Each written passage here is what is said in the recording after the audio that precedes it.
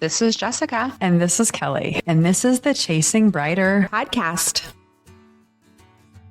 And I'm very excited about how my hair looks great. You know what else makes your hair look great, Jess? Washing it.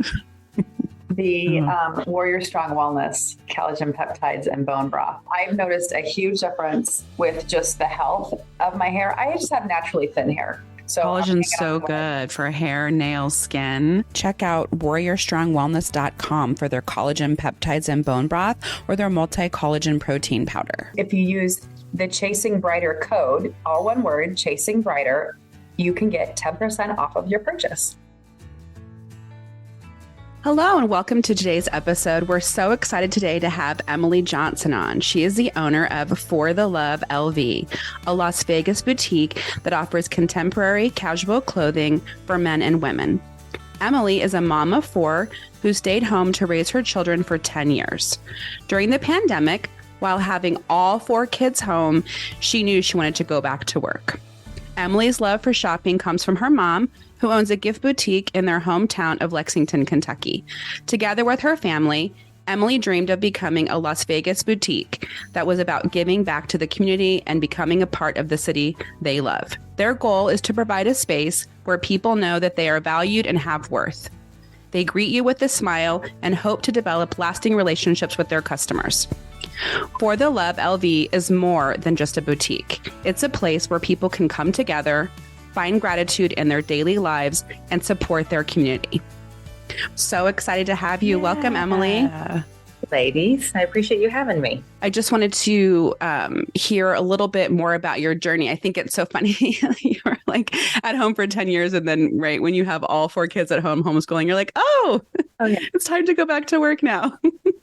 Yes. I think COVID did that for a lot of us, right? Like a lot of people, I think, like my husband actually switched careers right after COVID also. So he had the same career for 15 years and then he has switched also. So I think like we got more time to like sit and think about what we wanted our lives to look like. And I knew I was done having kids, so that might have played a part in it. And you know, no more babies on my boob and, you know, all of that. Mm-hmm. Like, you know what, it's ironic because now that I'm back in the workplace and I had a little business and I actually had a little business when I was pregnant and had my first child, a little fitness business. So another like little startup that I had done.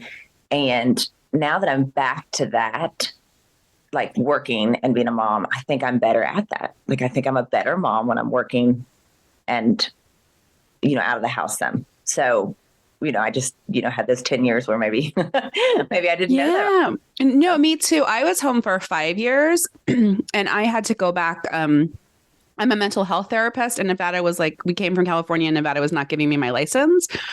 And they were saying I had to go back to an internship. And my husband was like, just go get your hours and then quit. I don't care, but just like get your license here. And then I went back and he was the one that was like, you're much happier. You're much better like working than when you were just at home. And so I think that happens to a lot of us. Kelly and I talk about that. You kind of lose yourself a little bit sometimes in motherhood and maybe you don't recognize that when you're in the thick of it. For sure. Yeah. I didn't know that about you. My husband is getting his MFT right now. Oh, okay. Oh, cool. Okay. Yeah. Yeah. Well, he can reach out at any time. He needs to pick my brain for anything. In his last like 9 months of, you know, before he's done with the school part of it. So he's in some, it's good. It's great. Yeah. That's cool. Yeah. That's really cool.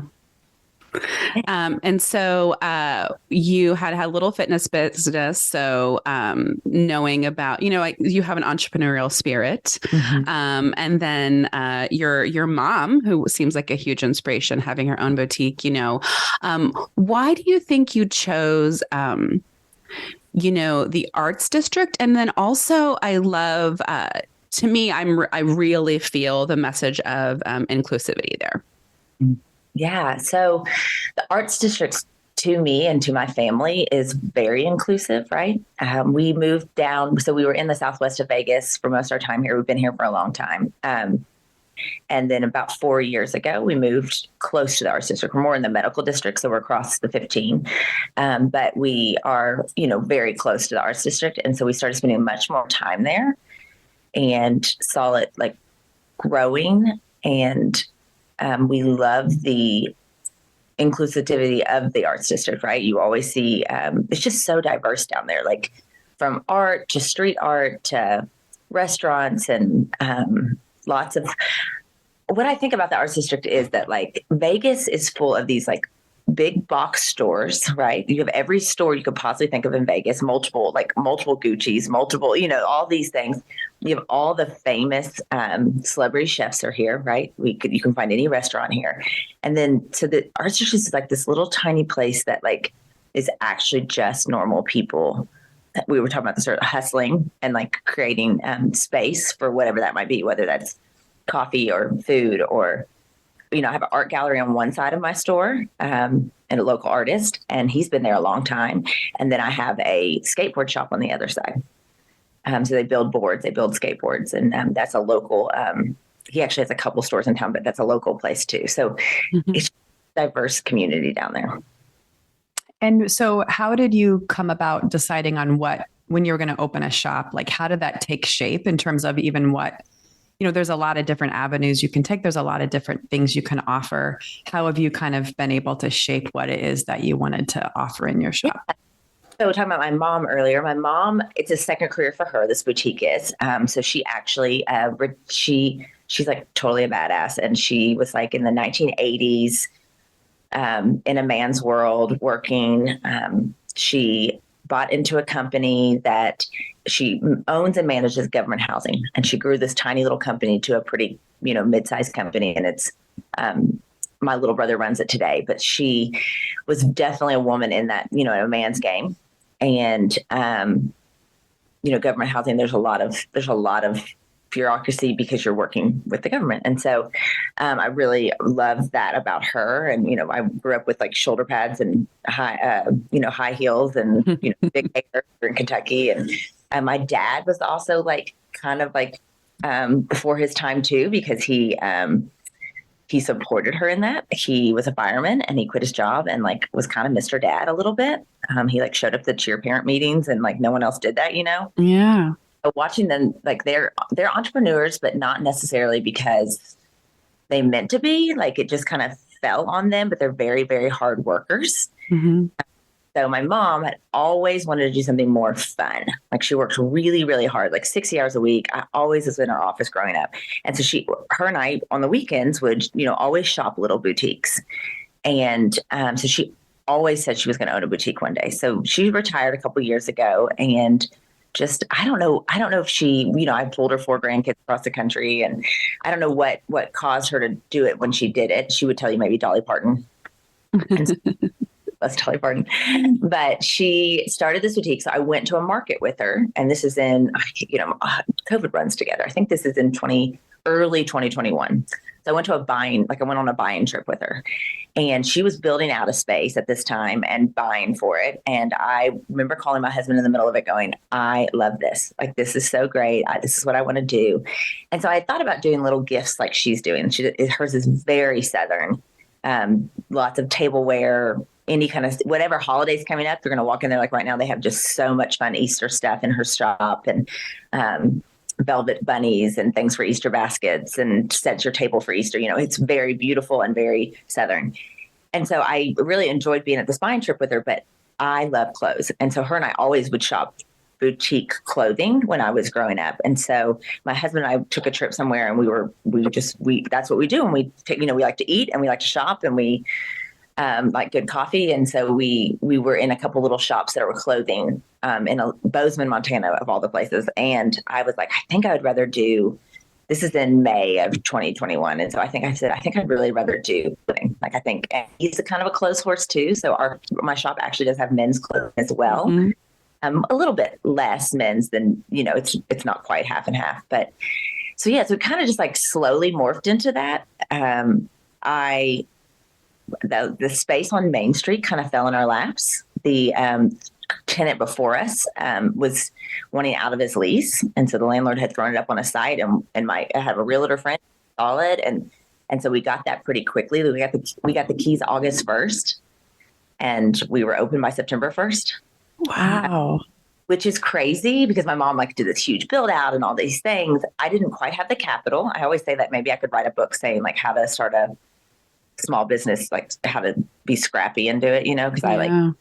have a ton of capital, but I just knew. So we added some things as we went, added Yeah. more Mhm. added lights, about 6 months in that were prettier than the lights that were there before. I wanted it to be a place of inclusivity. And for me, that like felt like something like really colorful. And I always say the sun is coming in on me. Sorry, guys. Say it's like hot and loud. Like, it's just like a really beautiful space. And so that's kind of how the aesthetic of it morphed. Yeah, I don't know if that answered. I just rambled. I don't know if that Yeah, answered the no, question. that's great. So even just hearing your story about, with your mom and stuff, because I think one of the reasons that I would love to do this, like I mentioned, but I think the risk, taking that risk, making the leap. You had your mom who is kind of doing something down that path, which maybe helped you feel a little bit like you have somebody who kind of knows the ropes, sort of forging ahead. What about the fashion piece though? Then, okay, so your mom, you're going to this market and you're finding gift items you can maybe add even to your store or something when you had one. Then what about the fashion piece? Like, how do you shop for pieces in terms of stocking your shop? Yeah. So this is 70 because we are small, like we like to shop small. I went through my closet. This is so funny. I literally went and looked at the brands of what I was in my closet. And so my husband also, he actually was very big on helping me launch. He's kind of, we talked about he's getting his master's right now. So he's kind of doing his own thing now. But at the beginning of it, he was very, very involved. And he's a creative. And so that was really nice for him to help me with that. But we just looked at brands and started emailing people.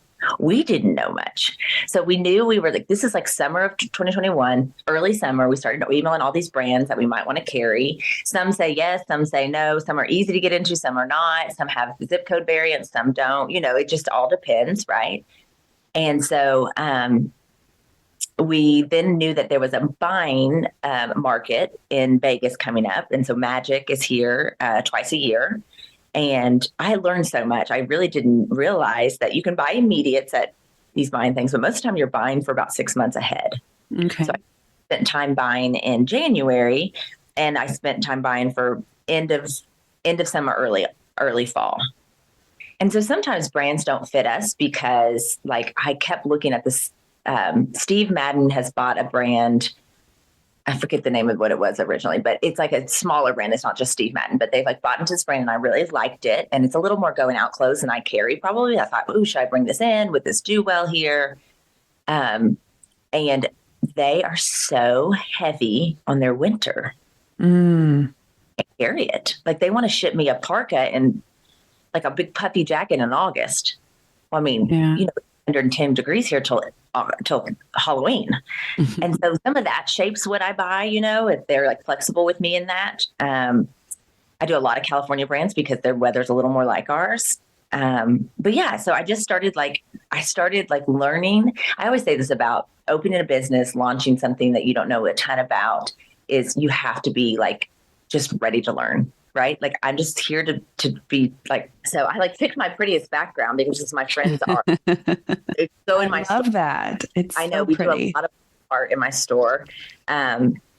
We always have a wall of local artists. Right now we have a 15-year-old girl, which is so great. Oh, that's As her cool. bio stuff is for sale, and she gets we do a very large commission for our artists. We don't take very much of their sales, like a lot of galleries do. So, but anyway, so this is one of my best friends, and she hung a big show this time last year. She hung a big show in our space. So I picked her to be behind me, but I didn't expect these lights. That bright orb, we don't get a lot of it in Chicago. So Well, that's I love that. I know you carry some of Kelly and I's favorite brands. I know you have Z Supply, right? And you sell cut from the cloth. I do. Yeah. Yeah. Yep. Yeah. Buy this jacket's from the store, and it's Pistola, which is also really great. Yeah. Mm-hmm. Yeah. We love all of those. Kelly and I love shopping, and basically the blog and podcast is inspired from our text loop. Of like, look, I bought this. Did you see this? Did you see this outfit? Oh my gosh! Have you read this book? Did you see this? And so, I know that the aesthetic of the store is totally, brands and things that we love too, which is so fun. And I love that you carry men's clothing. Because I don't think a lot of places do, They really don't. Yeah, we hear that a lot, and men are harder to sell to, but they will. It's interesting. They'll buy a little more expensive. Yeah. So they buy one item to our like 3 or 4, and we do really great. So we're coming into a season where we do really great with men's swim trunks here in Vegas, fun. And we do really wild ones. We actually do better with those. So we do. Swim trunks, we always end up selling out of them. So they just came in, which, it feels cold still for that, but which is a fun thing. It's going to turn fast. It will. It was beautiful out this morning, actually. So, and then where did I was going to say, I don't know about your husband's, but my husband's shopping habit is because ours are more incremental over time, where he's more like one fell swoop. He'll order like 4 sweatshirts or 3 pairs of shoes. And like, that's how he won't shop regularly. But then when he does, he just like replaces one part of his closet or something. Yeah. That sounds like my dad. My husband's a shopper. So like, I'm like, we've been together, high school sweethearts. And I actually say I've turned him into a monster. Like, he's as bad as I am. So like, it's not, like he would like shop any day. He would go like into a boutique and shop any day. So. Oh, I love that. That's awesome, though. Yeah. I was going to say, how did it come about in kind of like in the back of the store, you have vintage stuff? Yeah. So the back of the store, and you can find her on Instagram. It's Dust Drunk Love. And she's like even more than vintage. She's amazing. So I met her at a market. And when you meet those people that you're just like, she comes up and introduces herself to me. We don't know each other. She's fabulous. She has a master's degree from Harvard. She managed, I'm going to butcher her bio, but she did more than manage, but she did some stuff for Anthropologie. So she kind of looks like she's walked out of an Anthropologie catalog. Mm-hmm. Now she's decided to do vintage textiles, and like she makes handmade coats. So in the back of the store, you'll find some of her handmade coats, and then she just shops vintage, but she has such an eye for it. And so she was at this market, and I literally I had art hanging in the back at the time. I had this massive, Jessica's seen it. I had this massive garage space. And when I first opened, I had it shut. And I actually, on the garage door, I have a graffiti artist that came in and did a big heart with wings. And it's his signature thing. And it's beautiful. So I kind of hate that it's pulled up all the time now because it's a beautiful piece of art. But then I had to be realistic that I'm paying rent for this massive garage space. I pay, per square footage for my space. And so I knew I needed to do something. So I did a couple of the artists behind me and a couple of their art friends. They did big art shows back there. And while that made me some money and it made them some money, but art in Vegas is a little hard to move, especially because we see so many tourism. And so when I saw Beth, I'm like, have you ever thought about doing a space downtown? I offered her that space without even knowing her last name. I knew that she was going to fit my vibe. I started following her on Instagram, and what she posts is a lot of things we believe in the same things. So she has that vintage space. So she pays rent and rents that space from me, but it just really flows with our store. And then lots of people know the arts district for that vintage piece. Yeah. And I'm looking for that. Yeah. And we started actually with another girl's little section of vintage, and she's a cirque performer, and she wasn't really doing that full time. So it didn't work out, but it started me to go, oh, people are really looking for this down here. They really, from all ages too. You really get people that are looking for vintage furniture to that are, housing doing their house, or young people that are looking for vintage clothing. So it's very cool. It's a very cool. Yeah, I have to go look again because I remember saying a few coats. So I don't think I was paying attention as to whether that coat was literally vintage or something that was made from vintage fabrics. So because there were some cool coats. I remember looking at them. Yes, she has some really cool pieces, and some are just vintage, right? Like she has some like great leather back there right now. And she has two of her handmade coats are on my website too. So when she sells them, so they turn around, so we only have two on. But it was hard for me to focus because I had a 14-year-old who kept grabbing things and putting them in her arms, and she was like, yeah, like, Mommy was like, hold on, what are you carrying? What's happening? Well, so I always say, like, I teeter between, like, I want, and you mentioned some of my better brands. So, like, I want to house things that I want to wear, right? Almost 40-year-old woman, mom of four. And then, but I know when you walk into my space, like, my space is like a 14-year-old's, like, wonderland. And so, I have a couple brands that are better for that age or, like, young 20s. I do a lot of little knickknack things. I always say, like, I would rather sell, like, a stack of gratitude journals because gratitude is like a huge part of my life. But instead I sell more, middle finger candles.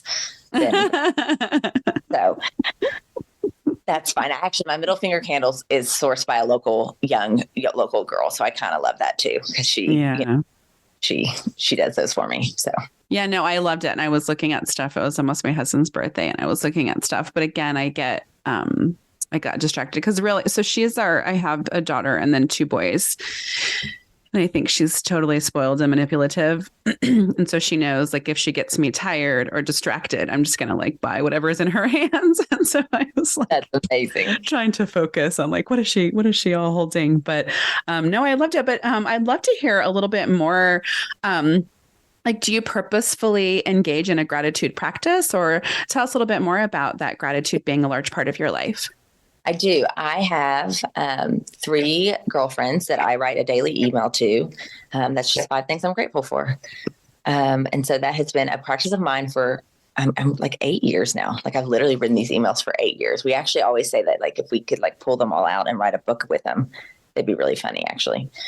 Absolutely. So you all do it. You all every day email each other.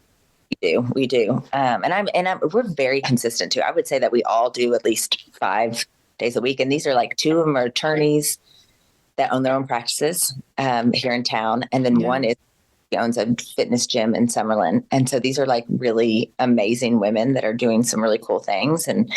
And we just know that, like, we all, an attitude of gratitude is what we like, it's like the saying, like, it just like takes you so far. And so just knowing that our lives are really great, even when like the little things are hard, right? So sometimes, like, we're all married with children, and so sometimes we need to do 5 things we're grateful for about our spouse, or 5 things we're grateful for about one of those kids that are driving us insane, or about about our store or practice or whatever it is. And sometimes it's just regular things, right?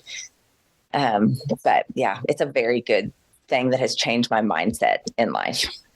How did that come about? Well, I am actually a sober alcoholic. And so when I got sober, that was a suggestion that someone had given me. And so, it's just like they always say, a grateful alcoholic doesn't drink. And so and so I am somebody that like I would not be where I am today. 2 of my kids have never seen me drink, which is such a blessing. And then I got sober. My two older ones were very young. And so I just, no way could I manage my life as like, you'll just saw me for a second. I like can't keep the sun out and my water's everywhere. This is how I am all the time. And I could not manage. If I was drinking, like my life would be like chaos, well, right? Congratulations on your sobriety. And, I think we all are a mess, right? Like, Sure. You don't see the like rest of the background of this room, for example. Corner, right? Like, no, and I feel very good. I am very right sized in the thought of like, I really am like grateful that I am in recovery, because it has like changed the trajectory of our lives for like the absolute better. Mm-hmm. And so as long as I stay in that gratitude and stay sober, then like, it's a wonderful piece of my story, because it has taught me so much. And so, yeah. Are there other habits, activities, things that help you in your sobriety as well as the daily gratitude? Yeah.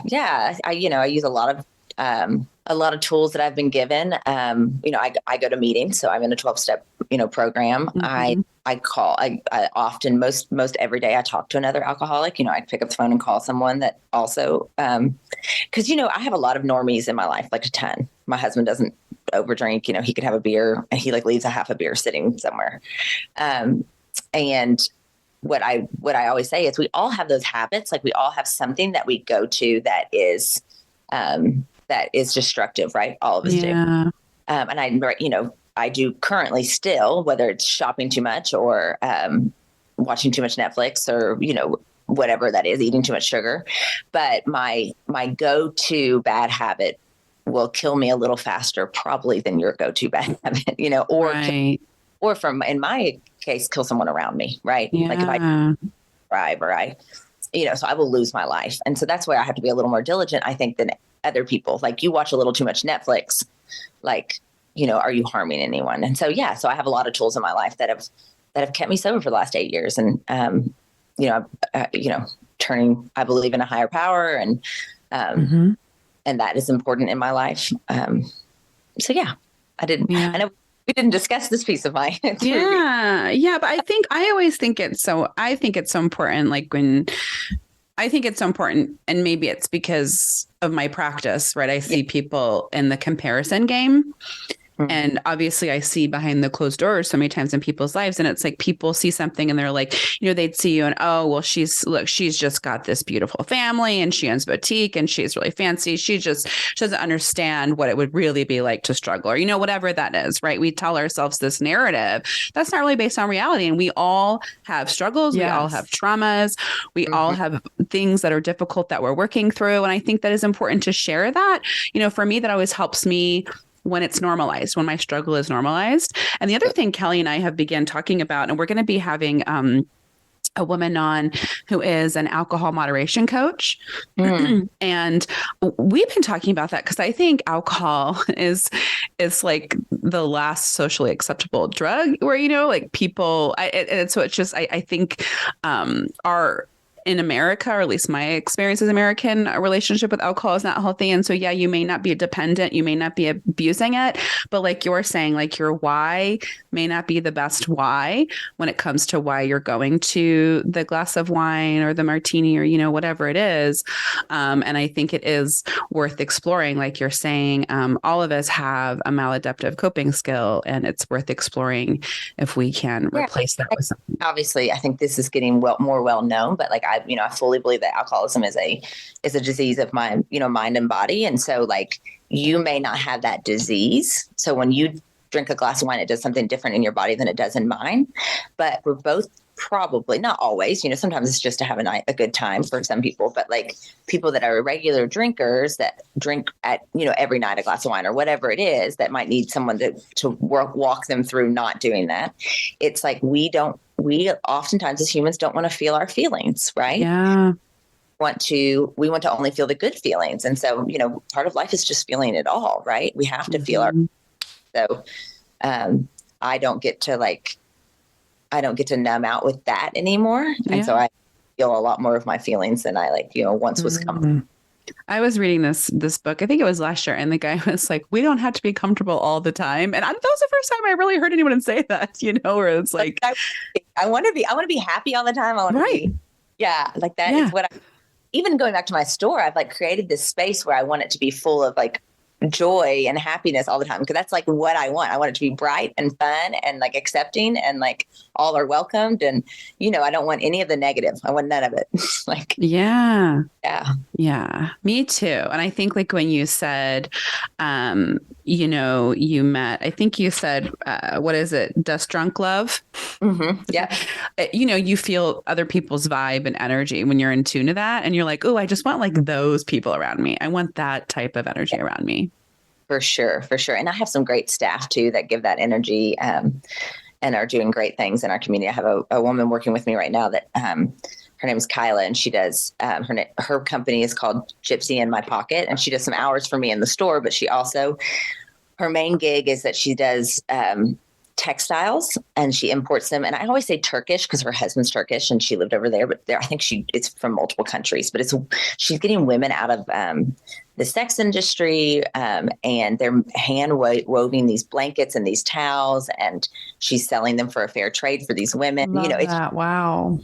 So we sell her stuff in our store, and then she works a little bit in the store, and she's a great vibe. She's that great energy that I want, right? Doing good in the world and for women. And I really enjoy that. And you've mentioned, quite a few local artisans. Is that something that is kind of part of your mission as well, is trying to promote locally? Yes. Source things? Hard to promote local clothing. Mm-hmm. We do have a couple. So we have a brand in our store called Alyssy, and Megan is a local, and her and I coming together was a cool story because someone, when I wasn't open yet, someone sent me a review journal article on her, and she also it's through an NGO, which is a nonprofit overseas in India, and these women hand make these clothing, and she pays a fair trade, right? And so I email her and I'm like, hey, I would love to check out your thing. This is totally up my alley. I love the heart behind this. And she lives in my neighborhood. Oh my gosh. Out of all of Vegas, right? Like, she doesn't know my store's in the arts district. I mean, it's just like the most bizarre thing. And so she's become a friend, and she has two little girls. And so we do sell her line of clothing in the store, but mostly it's like, it's mostly moms, not always, but it's mostly women, and it's mostly moms that are out there like hustling and doing these like things. And so we have done countless numbers of artists, and that's men and women. And then we have candles, and we have jewelry. We have multiple jewelry lines right now that are women here in town, which is just very cool. I love that. Mm-hmm. I love that. Do you think you've shared so much. Do you think there's anything else kind of in your life or on your journey that has helped you get to this moment? Yeah, we talked about my parents and their hard work. And so I will say that doing this little store, I'm realizing right now, I've been trying to redefine success, right? The store is not providing like a financial place where I would say, oh, I'm super successful financially because of this store. So I've been trying to redefine success. And what I've come to conclusion is all these stories I've told you about, all these humans I've interacted with, it's for sure a place of success in my life. I would not have I've met so many wonderful people because of the store in the last 18 months. And so I'm like feeling, I will never regret this. I've employed people. I've given money in our community because of this. We've given back to some charities. And so I know that I'm successful in that. I will never regret this decision.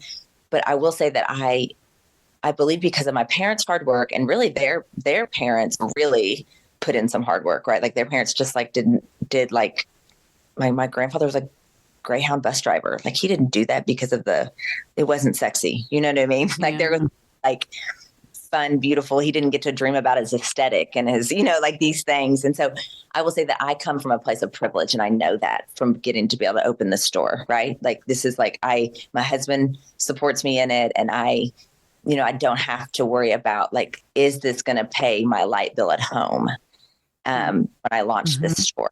And I know that is not a place that everyone gets to do, right? Like, and I think in society right now, we really, really make those things, like getting to do what I'm doing is like this next generation's like dream kind of thing, right? Like the holy grail. Yeah, working for themselves, getting to do their thing. And I don't think, our society needs those people that are just going to go to work, the 9 to 5,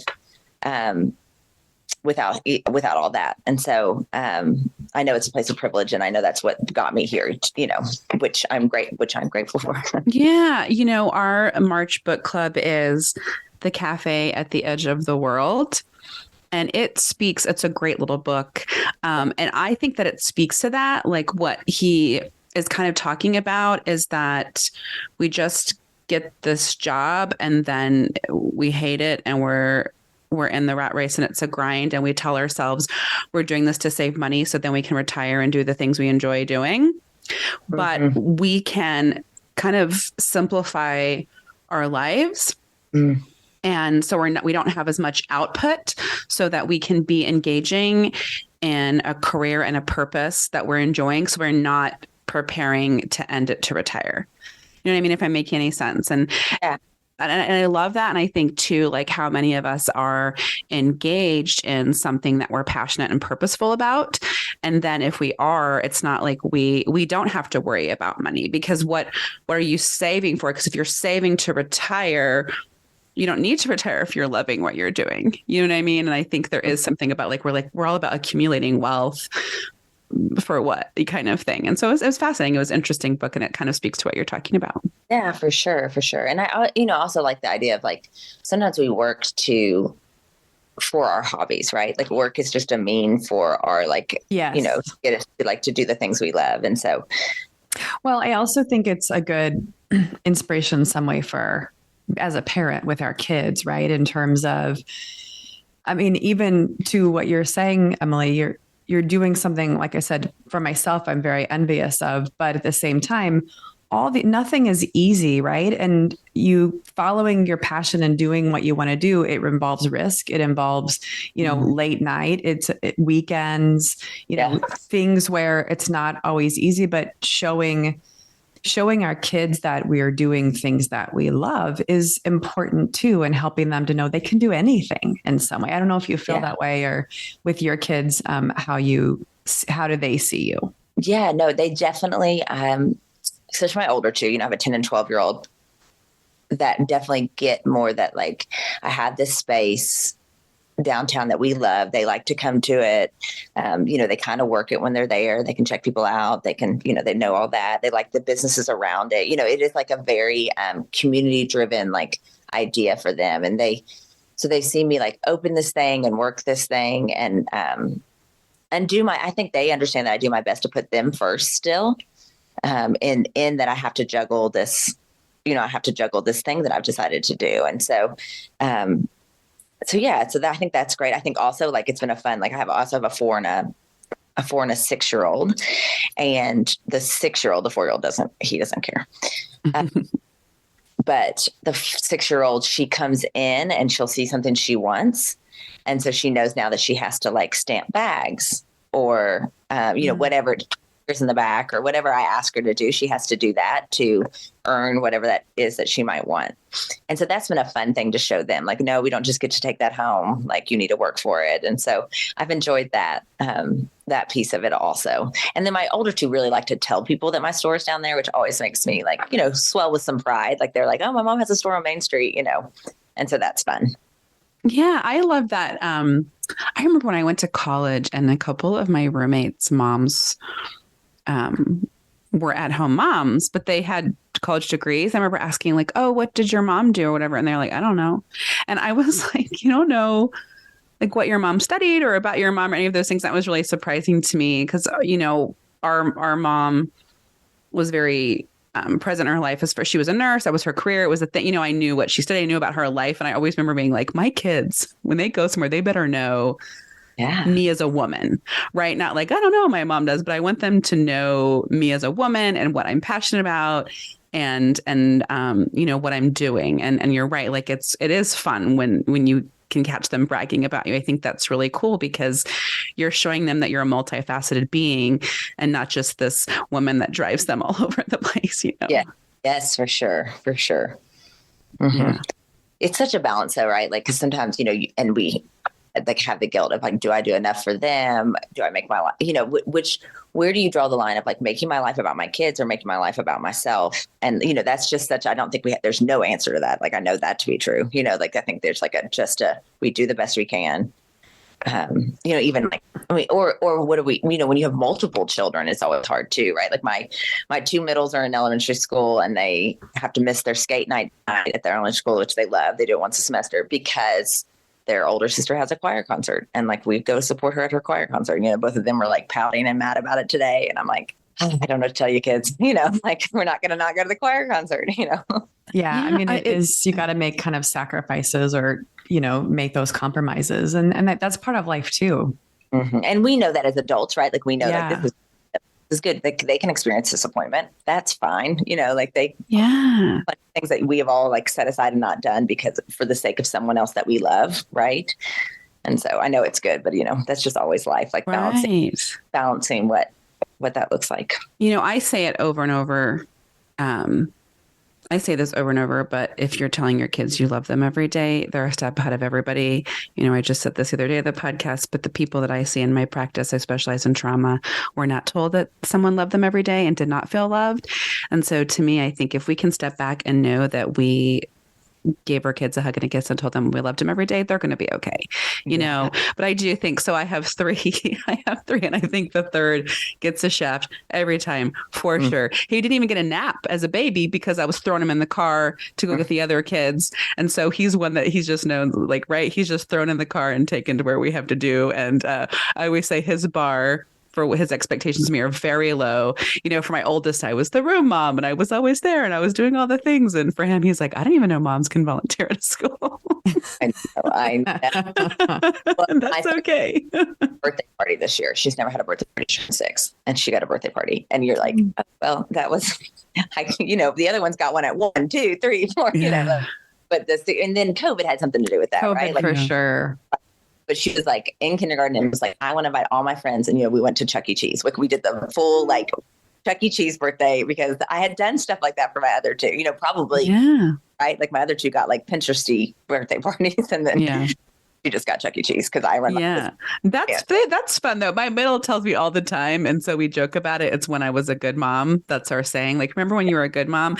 And like, I look back, Kelly knows. Kelly was with me on this journey. I really have no idea what I was doing. I don't know what was happening, but you talk about Pinterest birthdays. I made this like elaborate, like, 8-layer cake with like Super Mario Brothers. And he was like, remember that cake? Intense. He keeps saying, remember that cake? And he'll grab my phone and look at pictures. And remember you did this? I'm like, yeah, I don't do that anymore. that mom is no longer here. No. For sure not. But oh well, at least we made that one little memory. He's got that memory to take with him. But I think they definitely have a happier mother. So I think it's more important that they have a happier mother. I was going to say that too. Yeah. Mm-hmm. I think it's kind of like zombie or something. I don't know what's happening. Well, and it builds memories, right? Like this last fall, I do Vintage Market Days, which is a market at downtown Summerlin. And so I drag all my stuff over there for the store. And that same weekend, I also run my kids' PTA because why would I not? Mm-hmm. And they had a fall festival at their school that weekend and my son's 4th birthday. And so, in the midst of my insane nutty life, I had forgotten to buy donuts for the cake donut walk that we had at this fall festival. I asked my dad to pick up just like bags of donuts. So my dad goes to the store because my dad is here helping me, right? He flies in to like help me with my life that weekend. And buys like 30 bags of donuts. Well, we forgot about them. So at the end of the weekend, we're exhausted. We have not sang to this poor little 4-year-old baby. Sunday night, we go to like sing to him. And I'm like, what kind of cake are we going to do? And my dad's like, I got 30 bags of donuts. Just do this massive stack of donuts and and like, this is his 4-year-old birthday. And like, that's a sweet memory. And like, this is what our lives look like at this time. And we ran a business. We did a fall festival and we, still celebrated the baby. So, Well, and in all reality, they don't know it any other way. Sometimes it's like putting undue pressure on ourselves to like achieve this vision of something where a lot of kids don't know what they're missing out on or what we perceive as missing out on. But I don't know how many of those, even sometimes those birthday parties kids remember versus just spending time with their friends and family and whatever those things are. And I can say it's finally coming around full circle. My daughter is almost 15 and in high school, and she's finally hearing, really becoming aware and hearing other people's stories and recognizing their life. And she'll come home and say, I am so glad for you, Mom. Like, Mom, I am so happy that you're my mom. And I don't know if I told you this, Kelly. Did I say this? Like, she was texting her friend sitting beside me and she knew I was looking at her phone.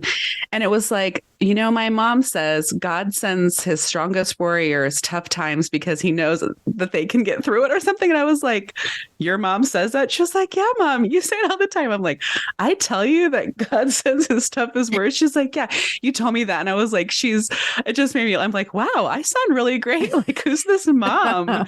That's awesome. And so she's like sharing these words of wisdom to her friends. And so I have those little peaks, now that she's older of like, okay, it's going to be okay. All right. Yes. I always say that. Like, I don't know yet. Are any of mine going to turn out okay? I don't really quite know yet.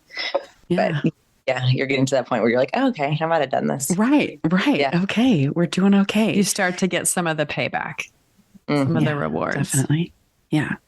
Well, this was so wonderful. Thank you so much, Emily. I'm so excited. I definitely am going back to the store spring break. I'm planning some little excursions. I mean, I think we do see a lot of Vegas here, but more people are telling me about I just found out there's a Japanese market right around the corner from my house. Like, I did not know about this.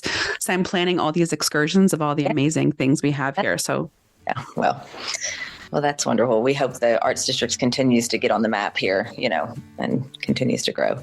Yeah.